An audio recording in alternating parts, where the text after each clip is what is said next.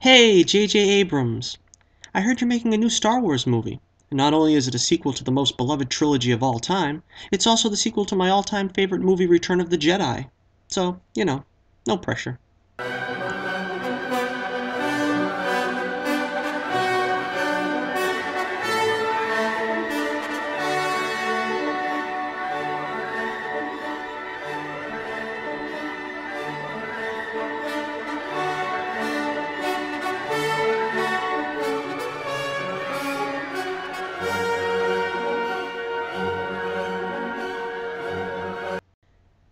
Alright, full disclosure here. I'm an unabashed fan of the prequels, so this is not going to be the prototypical review that you find on YouTube proclaiming, "This is the first good Star Wars film since 1980." I'm of the opinion there's no such thing, at least thus far, as a bad Star Wars film. Are you still with me? Good. I've always likened the Star Wars saga to the Godfather movies. The original trilogy is like The Godfather, the original film, a masterpiece that deserves every bit of praise it gets. Practically flawless films. The prequel trilogy is like The Godfather Part 2, where the fun is in seeing the backstory unfold and the history of the older characters brought to life. The downside is a dense plot and a melancholy tone as the protagonist slowly descends into inevitable darkness. So my fear ultimately was that the sequel trilogy would be like The Godfather Part 3, a sequel that came far later than it should have, with new characters that weren't all that appealing and old characters being taken in directions you'd rather they not go.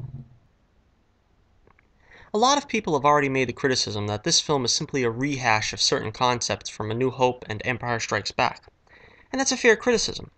I knew going in a lot of it would be too derivative for my taste. After 30 plus years from Return of the Jedi, we still have stormtroopers and even a new Death Star. Taking the saga backwards instead of forwards. The New Order is just the Empire 2.0, with the Resistance the modern equivalent of the Rebellion. Nothing has changed in over 30 years. At this point I expected Luke to have trained a new generation of Jedi, and Leia to be a Jedi as well, governing a new republic. The galaxy far, far away should be enjoying an unparalleled age of peace and justice. I mean, correct me if I'm wrong, but didn't the good guys win at the end of Return of the Jedi? Now granted, a lot can change in 30 years, but the film gives us woefully little to go on to fill in the blanks. And unlike the old trilogy, there's no prequel films to fall back on to tell us the backstory. That's why The Phantom Menace was so necessary to the prequel trilogy, because it set up the fall. Here it's more than a little jarring to go from the happy victory celebration at the end of Jedi to everything going to hell all over again in the name of the Empire. I think if this film were made maybe 10 years after Jedi, I could accept an Empire offshoot still holding sway. But at this point it just smacks of trying to appease the fanboys with familiar OT iconography. I guess I was the most dubious about the new characters going in, but I was very pleased with them all. I thought Poe, Rey, and Finn really felt like they belonged in a Star Wars movie, and that was a big concern for me. It didn't feel like a 21st century attempt at making a Star Wars movie. I think the hand-holding routine between Finn and Rey was a little on the nose, but it could have been far worse. We're first introduced to Poe when he's attacked by Kylo Ren, and he's immediately a likable character. I think I enjoyed him the most from the new cast. He's quick-witted in the classic Star Wars style. It's believable when he becomes fast friends with Finn during their escape, and you really buy their friendship. It's only regrettable that he disappears for half the movie. Hopefully he gets a chance for further development in Episode 8.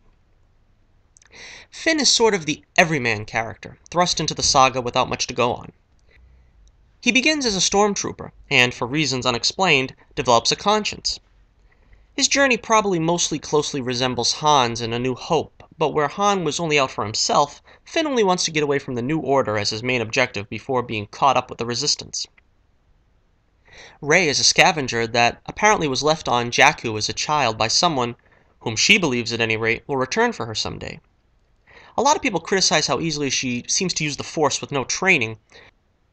Obviously, she's in the Skywalker line, in the bloodline of the Chosen One, so I'm willing to wait and see how her story develops in the future before passing judgment on her having such abilities. For the record, I'm okay with her lightsaber skills. I mean, she did use the staff pretty well. I was a bit more dubious as to a complete novice using the Jedi mind trick effectively. The lightsaber battle was particularly well done, and I have to say, Rey calling the lightsaber to her was my favorite moment in the film. If that doesn't give you chills, I don't know what will. BB-8 was very cute and well utilized. I like that they didn't shy away from the cute factor. Some of the earlier half of the film was slowly paced. I know they needed to introduce the new characters, but it felt like it took too long for the film to hit its groove, and by the time it does, the film is nearly over. I really enjoyed Kylo Ren. I thought he was a very compelling villain. He looked cool, and I really enjoyed his modulated voice. I liked the way he seemed to have the opposite problem of Luke and Anakin. He's actually tempted to be good, despite desperately wanting to use the dark side. He idolizes Darth Vader, and rather than kill underlings like Granddad used to, he trashes his room when he's upset. I think it's a smart choice, though, otherwise he's just a Vader clone. He's also Ben Solo, the son of Han and Leia, and the little info we get on his past is that he was trained by Luke before following Supreme Leader Snoke. I thought the scenes between Han and Leia were great. Great performances by both Ford and Fisher. I do think having them be split up was a bit disappointing.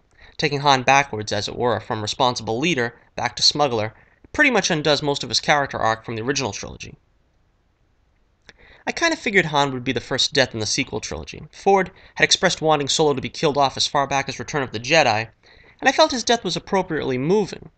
But my biggest disappointment was that they killed off Han before he could ever have a scene with Luke. Or Lando, for that matter. Where was he during all this anyway? I mean, I waited 30 plus years to see the big three together, and Han dies before Luke even cameos? I'm guessing they coaxed Ford back by giving him the spotlight for the whole movie, a tidy little paycheck, of course, and the promise of killing him off dramatically so that he need not be involved again. But he should have had at least one scene with Luke. Maybe one or two more with Leia wouldn't hurt either. Can Ben Solo be redeemed for killing Han? That's the question of the hour. And it's a tough call. On the one hand, it's a very un-Star Wars-like concept to think Ren cannot be redeemed. But at the same time, they seem to be turning the concept on its head by having Kylo struggling to become evil. Luke and Anakin struggled against the dark side, while Kylo was struggling against the good side. Perhaps in order for Kylo to win his struggle, he must become purely evil. I suppose that's a fairly bleak place to take the saga if that's where it in fact goes. How on earth do you have a Star Wars film without Luke Skywalker? Reportedly, Kathleen Kennedy asked J.J. Abrams where he saw Luke after 30 years when she first approached him about directing the movie. Obviously, he had no answer since Luke is barely in the picture. Spending the entire film without Luke was sorely disappointing. I was hoping he might be a last act reveal, not a last scene reveal. But no, they Barbosa'd him. All signs seem to point to Rey being Luke's daughter, which is an idea I'm not crazy about. At the end of Jedi, Luke became the consummate Jedi in the tradition of Obi-Wan and Yoda. I can't see them inventing some backstory of him having a wife and so forth. It just wouldn't fit the character to me. So I'll hold out hope that Rey is really a secret daughter of Han and Leia.